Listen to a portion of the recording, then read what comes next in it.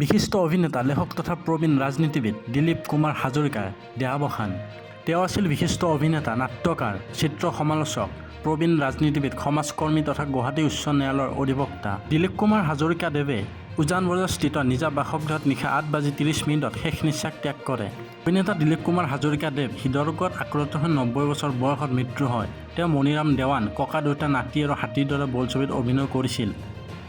তেখেতে শিল্পী সাহায্য নিধিৰ দ্বাৰা আৰ্থিকভাৱে দুৰ্বল অভিনয় জগতৰ লগত জড়িত ব্যক্তিসকলক সহায় কৰি আহিছিল।